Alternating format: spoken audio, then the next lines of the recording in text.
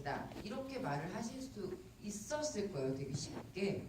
그런데 광수 캐릭터는 그런 캐릭터가 아니잖아요.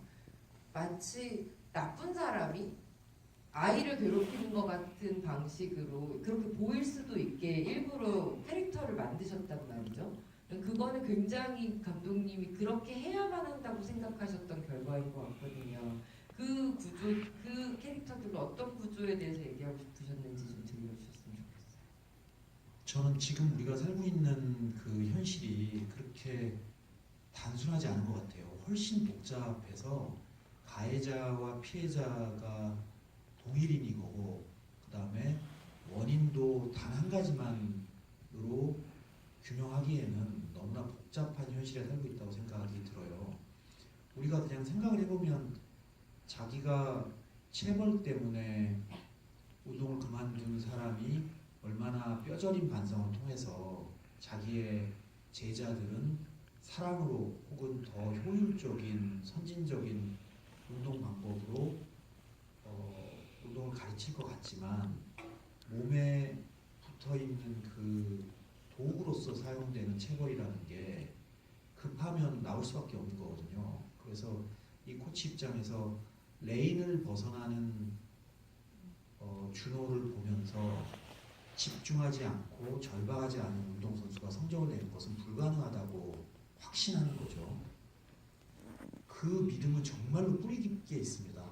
승부에 대해서 절박함이 없는 선수가 성적이 나오지 않는다는 믿음은 우리 스포츠계에 정말 완벽한 신화라고 생각이 드는데, 그것에서 자유롭지 못하기 때문에 본인이 피해자였음에도 불구하고 다시 되돌아가서 코치 선생님들한테 무슨 얘기가 하고 싶냐고, 그러면 내가 뭔가 어설픈 짓을 했을 때 좀 더 강하게 나를 다그쳐주지 않은 것에 대해서 아쉽다.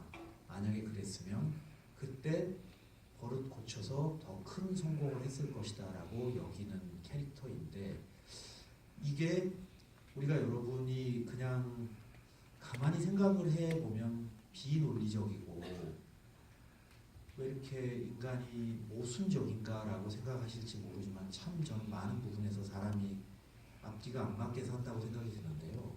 이 코치는 그런 면에서 아직도 성장하고 극복하지 못한 상태로 자라난 거죠. 이게 되게 가슴 아팠어요.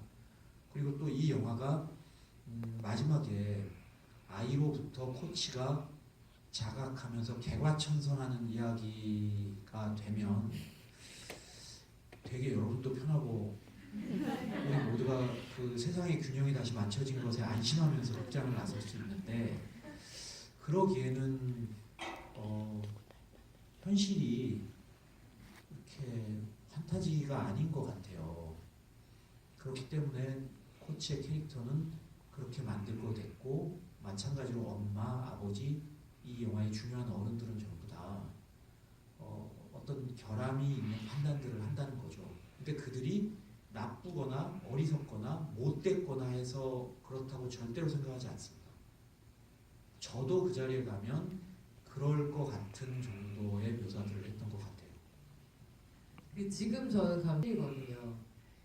이 아이는 자기가 하고 있는 일을 굉장히 사랑하고 즐기는 아이잖아요. 근데 혼나죠. 1등을 못하니까. 그리고 절박함이 없다라고 생각을 하고, 우리가 무슨 일을 할 때 즐기는 게 제일 잘하는 거야 라고 또 얘기를 하면서 한편으로는 거의 동등한 크기로 사람이 정말 절박하면 뭐든지 할 수 있어 라는 얘기를 사실 동일한 선상에 놓고 한다는 거죠. 그러면 즐김과 절박함을 동일선상에 놓고 이렇게 하거나 이렇게 아니면 둘 다 하거나 둘 다 잘할 수 있거나 이렇게 가르치는 것 같다는 생각이 좀 들더라고요. 때리면서도 나중에 그러잖아요. 다 너 잘 되라고 그러는 거야. 좋은 의미로 하는 거고, 우리의 자유의지는 우리가 좋은 길로 나가게 하기에는 좀 나쁜 유혹에 너무 쉽게 흔들려. 그러니까 너의 자유의지 대신에 폭력이라고 말할 수도 있지만 굉장히 강압적인 방식으로 너를 좋은 길로 가게 하는 선한 행동이야. 이런 어처구니 없는 말들을 하죠. 근데 저는 영화를 볼 때 그 장면에서 제가 너무 당연하게 저 말을 이해하고 있다 있다는 생각에서 굉장히 많이 뜨끔했던 거예요. 저도 저렇게 살아왔던 게 아닌가라는 생각이 진짜 많이 들더라고요. 반면 지금 말씀하신 것처럼 변하는 사람은 없지만 저는 준호를 바라보면서 사람들이 많이 변할 수 있을 것 같다는 생각을 좀 했어요. 예, 그 얘기 좀 해주신다면. 지금 어른들이 그렇게 결함이 있기 때문에 사실 마음이 안 좋으신데 그나마 그 어린이가 자기만의 방식으로 코치가 준 수경도 가져가지 않고 그것을 집에다 놔두면서 그 관계와 단절을 선언하는 형태가 된 것 같은데 자기 혼자 수영 대회에 나가는 것은 정말 사실은 이거야말로 환타지인 것 같아요. 초등학교 5학년이 이렇게 우리한테 위로를 해주다니 이것은 과장된 거 아니냐 그러면 맞기는 맞습니다. 근데 이거라도 하지 않으면 다 무너질 것 같은 기분이 저 스스로도 들어서 근데 아이가 그렇게 해준 것이 만든 사람이 이런 표현을 하면 좀 이상하긴 하지만 되게 고마웠어요. 저도 그런 기분으로 마무리를 해준 것이 저도 영화를 보면 다시 관객이 돼서 근데 저는 감독님하고 되게 비슷하면서 조금 더 나가는 생각을 했다면 결국 세상을 바꿀 거는 어른들의 말을 듣지 않는 아이들인 것 같아요. 어른들이 뭘 하라고 하는 대로 하지 않는 자신이 생각하는 길로 나아갈 줄 아는 그런 힘 있는 아이들, 그 아이들이 결국 세상을 바꾸는 힘이 아닐까. 앞으로 어른들 말 듣지 말라고 얘기를 좀 해야 될 것 같다는 생각도 했고요. 약간 재밌는 얘기 조금 덧붙이자면 재상군이 이제 어떤 장면을 찍었을 때 제일 많이 기억이 나요? 뭐 이런 걸 물어봤더니 맞는 장면 얘기를 하더라고요. 근데 그 장면이 사실 보호대도 차고 되게 안전하게 하려고 하는 장면이었는데 살짝 보호대가 엇나가서 실제로 하고 맞은 장면이 있나 봐요. 근데 그때 어떻게 했어요? 그랬더니 그 말이 너무 귀여웠어요. 시나리오에 준호가 운다라고 써있지 않아서 꼭 참았대요.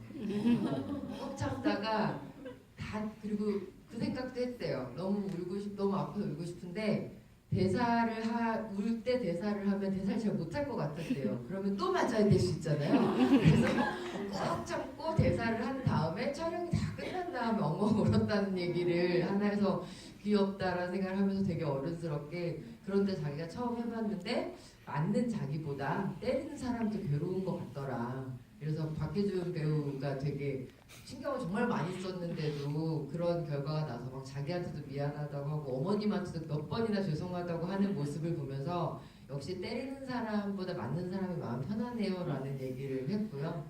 또 하나는 차 속에서 자는데 이렇게 깨워서 엄마가 선생님 그 코치님 스쿠터 타고 들어오면 깨우는 장면 있잖아요. 그 장면을 찍을 때 그 수영장이 촬영 시간이 정해져 있어서 새벽 촬영을 좀 많이 해야 되고 잠이 많은 아이들이니까 졸렸나 봐요. 그래서 차 안에서 잤대요. 잠이 들었는데 눈 떠보니까 집에서 자고 있더래요. 그날 촬영을 못했대요. 아무리 깨워도 못 일어나서 준호가 아무리 깨워도 못 일어나서 그날 촬영